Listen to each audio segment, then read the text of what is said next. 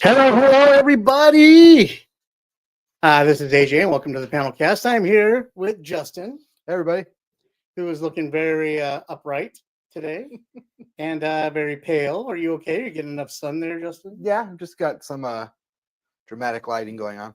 Have you been out in the sun? Are you, Not generally, no. I try to avoid that.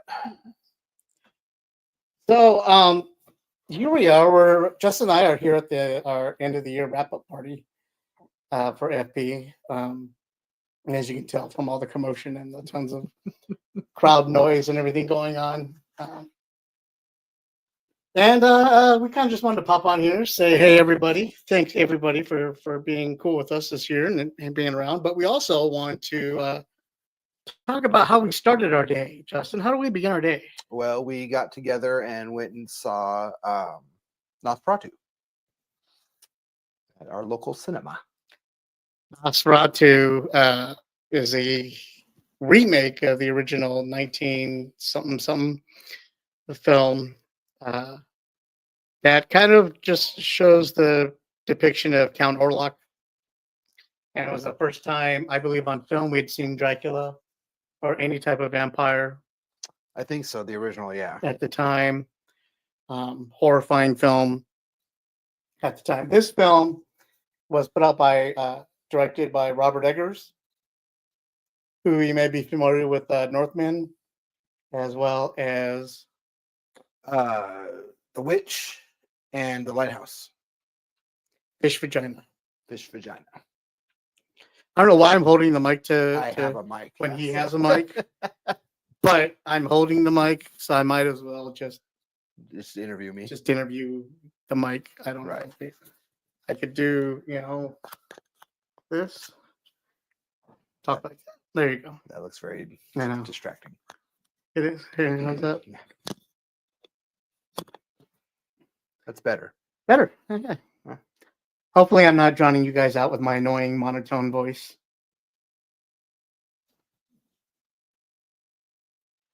Justin, why don't you tell us what you thought of the movie? Well, I liked it. I mean, it looked great. It was shot really good. I mean, the story, we all know the story, but yeah, I mean, it was cool to see. I'm glad I saw it in the theater. Yeah, it looked really cool and had lots of cool shots. I mean, the camera work was awesome and the dialogue was cool, but yeah, it's the kind of the same, Dracula story, basically. I don't know what else I would be expecting, but that's what it was. It was. I agree with you in all aspects of what you just said. It was gorgeous. It was beautiful. It was definitely worth the big screen. Yeah, I'm glad I saw it in the theater for sure. I would see it in as big and crisp and as beautiful of a screen as you can. No 3D. That's BS. But IMAX worthy. I think it is. Because it's just gorgeous shot. It's Robert Eggers. Who, if you've seen any of his other stuff, his cinematography is well known. And it's kind of almost a signature at this point. Yeah. In all his films, something you come to expect. So when I went into this film and I saw it, I was like comfortably slid in there. I can easily say if you liked his other movies, you'll like this. If you don't like his other movies, you won't like this. It's definitely a Robert Eggers movie. So if you like Robert Eggers, go see it. If you don't like Robert Eggers, you're probably not going to like it. However, what didn't we like about it, Justin? What didn't we like? It was basically the 1992 version of Dracula. Yeah. Retold. Almost verbatim.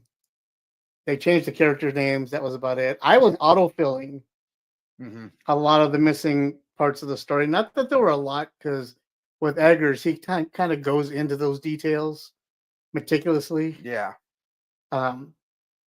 But whatever wasn't being filled in, I filled in, and whatever character whose name I couldn't remember, I would automatically assign them the Dracula character name, right? Because that's who they. Oh, Wilhelmina. Oh, there's Lucy. Yeah, Jonathan Harker. Yeah. So stuff like that. So that was autofilling on that stuff, but Yeah, it had a few little tweaks that were different, but I mean, basically it was it was the same yeah. story wise. But I can understand where the kids nowadays, or the people nowadays, maybe in their 20s and 30s, are coming out of this movie and just in awe, Yeah, and for sure. loving the story and stuff Like we that. did with the Coppola one. Right, Yeah. like we did when it first came out. Um, so I can see where they're coming from, and I saw a lot of kids of that ilk in the theater. Uh, Lily Rose Depp is now forever the corpse bride. I don't care what anybody says. Yeah, if they ever do a live action, then Helena Bonham Carter just handed over the title right there. And she did a great job replacing Winona Ryder as Wilhelmina Harker. I thought she just slid right in there real nicely. Yeah, the cast was great. All the acting was good. Like I said, all the dialogue was good. I liked it. It was just, we've all seen it Over and over. but it was really cool to look at, and lots of great shots. I mean, seriously. And give it up for I had to give it up for Nicholas Hoult. I thought he did a great job acting wise. And I can't remember the actor's name who they got to be this version of Renfield. Right, his boss. His boss. They did a fantastic job with him and converting him over. Spoiler, in case I didn't say that before. Yeah. He said it was a review of the movie, so. Right. But other than that, I thought the movie was great. Yeah. I kind of want to go see it in the movie theater again because I think it deserves it. Plus, we got in a little bit late, so we missed the trailers and stuff. Yeah, we missed a couple of minutes at the beginning, I think. And I came in, and there was a guy twitching on the floor, and then it said Nosferatu. So I don't know what happened before then. I don't know. And that was just some dude in the theater. I don't even know what was happening on the screen yet. So I definitely want to see it again. I might want to give it some time because again, it was so familiar though. It was just so much so yeah. But it's definitely worth seeing just for the visuals and absolutely. And fans of the Coppola, Dracula, the Gary Oldman, Dracula. I would recommend you go see this. Maybe it's a good compare and contrast. Just to see, because this will fill in a lot of spots where that missed. I thought so, and watching the Demeter again is kind of cool. So yeah, there you have it. If you've seen an Eggers film, you've seen this. I am weary because he just got the contract to do Labyrinth, so he's going to be remaking Labyrinth as one of his next projects. That's a choice. That is a mistake, in my opinion. I don't know who they're going to get to replace David Bowie. Maybe Nicholas Hoult, because he seems to be in all his. Or Skarsgård.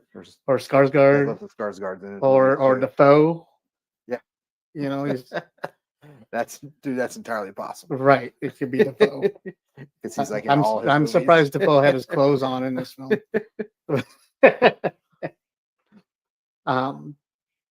Yeah, so there you have it. We'll see what he does with Labyrinth and the puppets.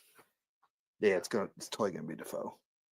The more I think about it, I was like, yeah, that's where this is headed. Yeah. He's been in all. I mean, it's in his name. He's Defoe. Yeah. I don't think he was in The Witch, but he's been in every other one of his movies. So. Yeah. Well, I mean, he could have been the goat. We don't know. Yeah, he could have been. Defoe's everywhere. He's very. And William Defoe is Black Phillip. Yeah. He does it in all in the artistic films that he's allowed to do. He does that. There was a firefight scene in every film, one way or another. And in this film, he did it with the lighting of the coffins and everything. And he does that dramatic scene where he's just overacted at that point. I don't mean overacted in a bad way. I mean just being super dramatic and emotional and feeling and just letting it all out. Yeah. Like in Northman when he was sitting there as the shaman, telling the stories and stuff. That's his. Yeah, I was noticing in this one during his big monologue, it was very Shakespearean. Yeah, And very, and he gets that. That's his. There was a firefight Yeah. moment, like whenever he's in a good movie, right. and that's how you know a movie's going to be good is when he has that moment because then he can act. Yep. You know, that's what made Spider-Man decent was him acting in the mirror. Yeah, that's I true. mean, Yeah. you know, Yeah. He's very good at it. Creature Commandos. I made you watch the rest of that today. What did you think? Oh, I liked it. Like it gets better the more I watch. I had seen the first 2 episodes previously and I liked them, and so I watched the next 3? There's 5 out all there. Yeah. So far, yeah. Yeah, so I watched the next 3 tonight, and yeah, it keeps getting better. Keeps getting a little bit deeper into the characters and a little bit deeper into the plot, and yeah, so far so good. I am highly impressed with the writing on this. Excuse me. We just got through eating a feast. Yes. So, Creature Commandos is kind of like Suicide Squad, but this time with the animal faction, the monster universe of DC. So you've got the Bride, you've got the monster, Frankenstein's monster and the Bride. You've got the Weasel, you've got Phosphorus, you've got dogs howling in the background. Yeah. Who am I forgetting? Nina, the fish lady. Yeah, the fish lady. And then Rick Flag. Rick Flag, but he's human. But there's somebody else there. Oh, it was a GI Robot. GI Robot, yeah. No spoilers. Right. But a Nazi would say that. Yeah, he has quite an aptitude for killing Nazis. It's very amusing. That's all he wants to do. I'm gonna get spoiler heavy on this because I've been waiting to geek out with somebody for a while. Okay. So I hope those of you that have watched it enjoy this part. If you haven't, skip ahead. Yeah, Robot was awesome. I'm sorry. Yeah, he was great. Totally. Like I was evilly laughing throughout the entire thing. Like whatever, like it was Atomic Robo for me. It was all the evil machinations that we've been like kind of worried where AI is gonna go. Right. Except all he killed about was killing Nazis. Killing Nazis. Yep. Like if the Inglorious Bastards have shown up in that episode, it would have been perfect. Yeah, that would have been great. What about you? What's been a highlight so far? Yeah, GI Robot was great. Well, he's probably my single favorite character, but I just like the way they've been expanding everybody's backstory, and we've learned more about. Well, we learned a lot about his backstory. Learned a lot about the monster and the Bride, and all that stuff about Weasel, which was pretty sad. Weasel didn't need to happen. I mean, you saw Weasel happening, like kind of far away. Yeah, yeah. You just didn't know the full details, right? And then when the full details hit, you're just like, yeah, that sucked.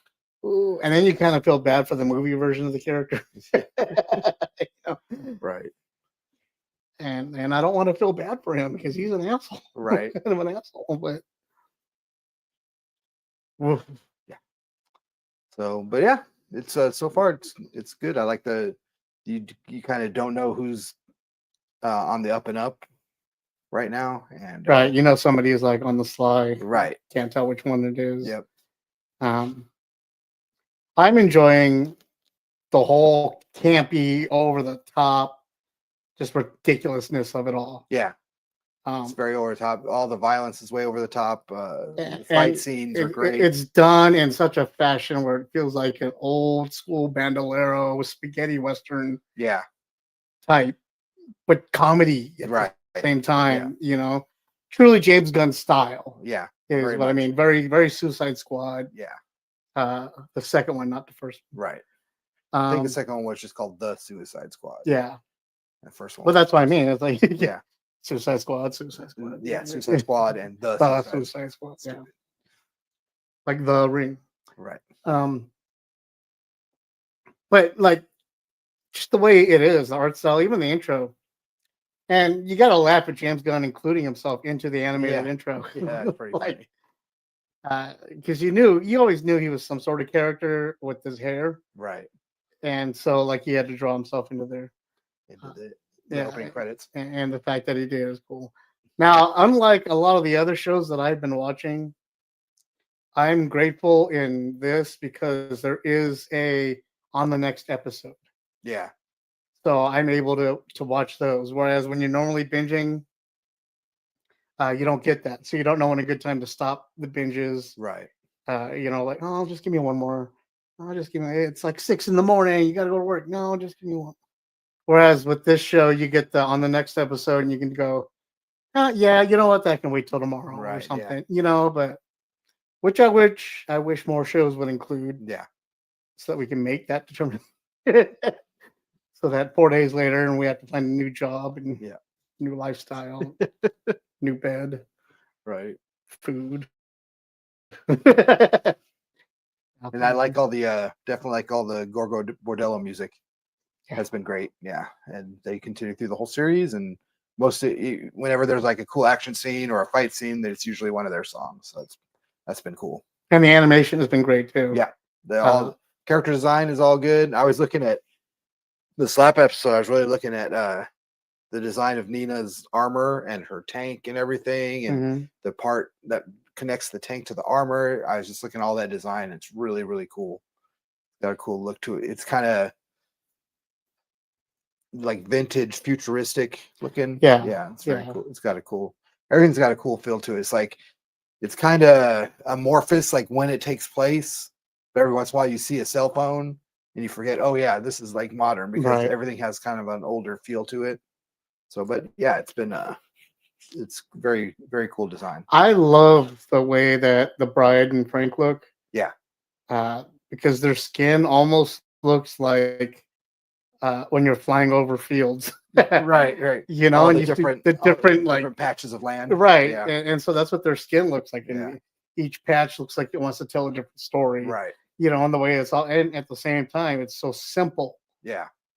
In the art, that it makes it stand out a little bit more. Right. It's not so overly detailed that it gets lost in it. Right. Yeah, it's a good medium. I think it's done that way so that, because there's so many action sequences drawn in, that it'd be harder to draw all that detail in an animated action sequence the way that they need to. Yeah. So maybe they do it this way. I don't know. I'm speaking out my ass. What do I know about No, that makes sense. Comic book art or that anything makes like sense. that? You got to do something that's easily reproducible, so you don't have to like draw too much every single time. I look like a long-bearded Stanley Tucci right now. Okay. And I'm okay with it. Fuck football. There's 3 more episodes, I think, left in it, and I'm excited for all 3 of them. News came out today, though, however, that the Batman sequel has been postponed to 2026. As excited as I was for the original film, and as much as I love it and I rewatch it fairly often, seriously? Yeah. It would have been different if they didn't tease us with the Penguin series this year. Yeah. But they gave us such a good segue with an amazing show that, much like Andor, I am waiting for like the next chapter, you know? Yeah, I thought with Penguin coming out that Batman 2 was going to be a lot quicker. Thought they would have had that already underway, but I guess not. Faster turnaround or something. Yeah. And with that, also the Batman Brave and the Bold is pushed back another year as well, where the director is now going, well, I'm going to go make another movie in the meantime. Why all the pushbacks? It hasn't become clear right now. I'm guessing because of Clayface and some other behind the scenes drama that may be happening. I refuse to talk about on this show. Some of that, I'm sure, is getting involved in there, but at the end of the day, 2 years from now, 2026. Yeah, it's a long time. That's a long time to forget a movie. I mean, it's been out already like 2 years, right? At least. Yeah. So it's going to be like. Came out in 2022. It's 2025 now. Yeah. It's gonna be like. But again, we're also impatient breed, man. You got to remember Star Wars, the Empire. Yeah, the but Jedi, those and stuff like those that. were different times. And we were kids. There wasn't access to this much information, Right. So it's because we're reminded on a daily basis of these things that we realize how far away they are. You back in the day, you didn't hear about a sequel coming out till it was out. Come out. Yeah. That's why I was saying earlier. It's like if it wasn't ready to be done soon, just don't even tell us it's in the works. That's sometimes what I hate about the news sites and stuff is why tell us? Why release this news? And why are we talking about this? Seriously, why are people dissecting the Superman trailer right now when the movie's not even done? The movie just finished filming. They haven't even put effects on everything yet. Yeah. It's the same problem I had when when kids were dressing like Kylo Ren for Halloween before the movie even came out. I'm like, you don't even know what the character's about.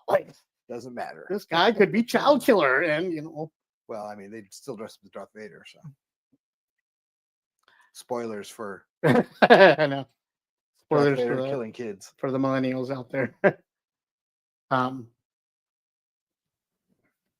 So yeah. 2025, Justin. How old does that make you this year? That'll put me at 54 in August. How funny is it that we're now almost on the precipice of where half of our lives has been in 2020, and the other half, or in the 2000s. In the 2000s, and the other half was in the 1900s. Yeah, it's pretty strange, right? When we were growing up on Conan O'Brien, he had a segment called "In the Year 2000." Like it was so far away. Yes, that was in the 80s. Space 1999 is getting a reboot. No. $29.99. I'm taking it. Yeah. But all the Marvel 2099s are getting close to their date. Yeah. So maybe we'll get Batman Part 2 by then. Maybe. What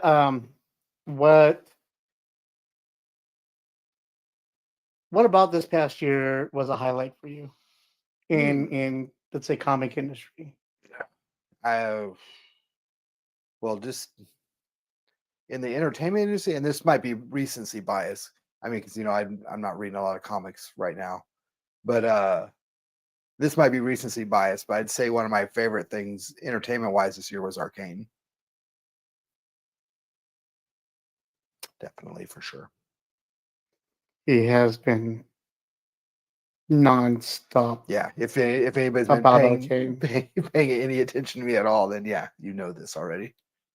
And you know this, man. You know this, man. Yeah, no, that's been one of my favorites.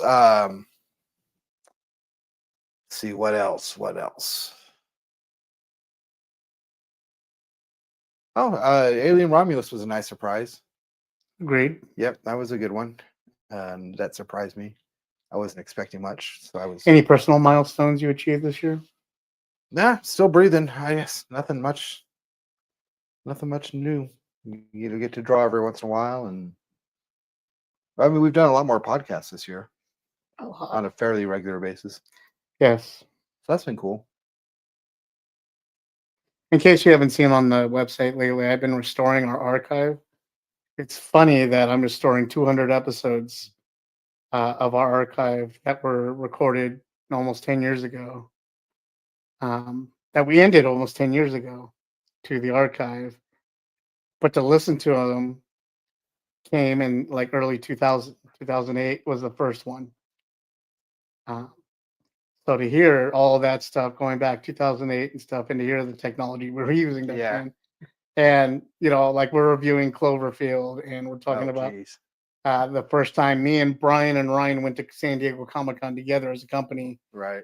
We had our first company dinner there and everything. All that stuff. So it's weird hearing decades ago all of us still, and here I am still doing this, right? Podcasting, and still putting out comic books, working. You've been sitting next to me 99% of the time, Right. which has been awesome. But it's just weird how long it's been. Yeah. And how many different hairstyles we've got. How high was your pompadour back in the day, sir? It's pretty high. And how much crap did you have to put in your hair for? Oh, not much. Just some pomade. You used to have that. I did. Go back some more archive footage at that free comic Comic day. book day. Yeah. See him wading through the water. Yeah. What are you all clean shaven? What are you looking forward to in this next year? Probably the one thing I'm looking forward to the most is Fantastic Four. I think that looks really awesome. I like the idea of the setting that they're doing, and like the cast. So far, I like everything I've heard about it. So that's probably the main thing I'm looking forward to. And that's it. Like, there's nothing like in life or art. Oh, I don't know. In general, like personally, I don't know. I don't know. We'll see. Just trying to, keep going and do some artwork and be a good dad, and that's the goal, basically. Probably be coaching basketball again this summer, which is again still weird. Since I'm so, sporty. Out of your wheelhouse. Yeah, very much so. But yeah, so I'll probably be doing that. So hope that goes good, and watching more YouTube videos on how to shoot baskets, how to make kids shoot baskets better. Yeah. It screwed up my whole YouTube algorithm, let me tell you. But yeah, nothing to do with comics. Right. No, just yeah. I'm looking forward to doing stuff and having a good time every once in a while. I'm excited about doing more of the live draw events. Those have been cool. I had a lot of fun doing those. Yeah, we have one coming up in February. Fall of Cupid. I think we're gonna do the theme of, or either that or the victims of Cupid, one of the two. But we want to have everybody drawing something around Cupid and something themed about how love sucks sometimes, like Nosferatu. Yes, literally sucking. Not the movie, but literally in the movie. Vampires. Yes. Life Force. Remember that movie? Oh, geez, yeah. Remember that game? Yeah. Remember Patrick Stewart all gay and forgot he was in that. Yeah. Yeah. I really didn't have a lot of highlights this year personally. Had a lot of health problems. Yeah. And that was pretty much my year. Well, a year was one big health problem. The highlight is you made it through your health problem. So I'm still in my health problem. Well, I know, but you're still here though. So you made it through them at some point. Well, no, I'm in it. I'm amid the health problem. Well, they haven't ended you. They haven't. That is a highlight. They haven't had their. Yeah, they're not done with me yet.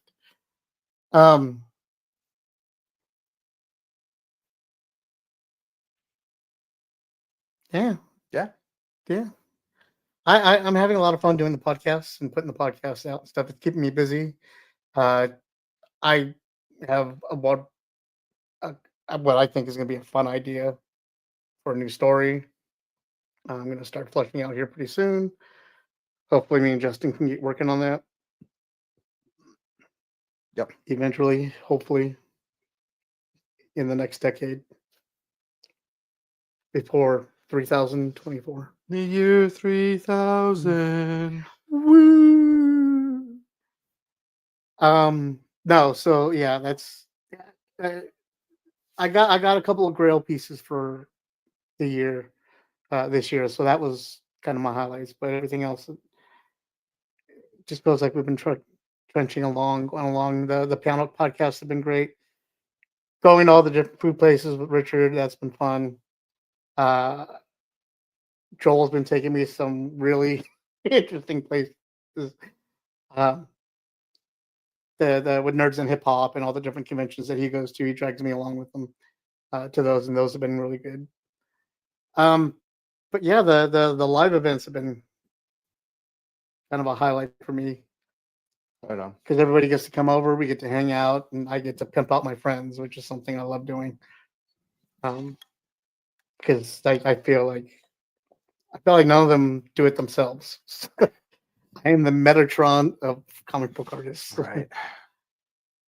So next year, I hope that we just keep continuing doing what we love to do. That's all I want. That would be nice. Less pain would be helpful, but That would be nice too. I've got some solutions to that right here in my new Lord of the Rings War of Rohirrim cup. Acquired today at the movie theater. Even though I have not seen it yet. The first cup I've gotten that I have not seen the movie of. No. Which is weird. I haven't seen it yet either. I'm just a little animated out with Secret Level. If anybody has not watched Secret Level yet, even if you don't like video games, Secret Level is awesome. Because I don't play a lot of video games. You guys have seen me on my side panel, the kind of games I play. Yeah, I play even less. And how often I play them, and I don't really play them that often. I can't. I don't have time. And now I'm lost in emotion. So between that and Creature Commandos, and what's the other animated one we're watching? And that third one. Oh, I mean, I've been watching Vox Machina, and I just finished season 2 of Arcane, but I finished season 1 of Vox Machina. Okay. There's that other one. What If? What If? Thank you. And What If? I haven't started that yet. My anime threshold is. So I haven't done War over Rohirrim yet. I'll give it a shot when I can. I'm not a big anime fan. I used to be growing up. Akira, Ghost in the Shell, Robotech. Like I grew up all that stuff, but it's too much now, and I can't follow a lot of stories. Cowboy Bebop and Black Sail, I think it was called, was the last thing I enjoyed. So unless it has something to do with my tattoos, I really don't watch it anymore. Justin, you watch just Arcane? No, I watched like I said, I'm watching Vox Machina. Blue Eye Samurai was really good. That's about the only thing I'm following right now. Same. So anyway, yeah.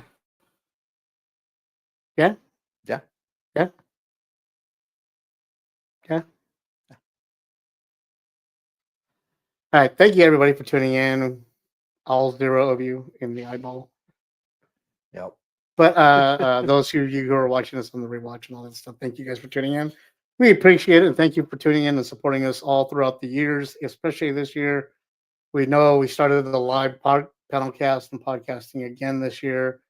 43 episodes we put out this year. Nice. Between last year and this year that we put out. And yeah, and I just think we're going to keep going and having fun with it. Thank you, Justin, for kicking it with me today. Anytime. Coming to this crazy party. Ooh, hey, keep it down out there. All right, everybody, put your clothes back on. Not yet. But all right, everybody. Thanks, everybody, and we'll see you guys next year. Have a happy New Year. Now we got to find the end button.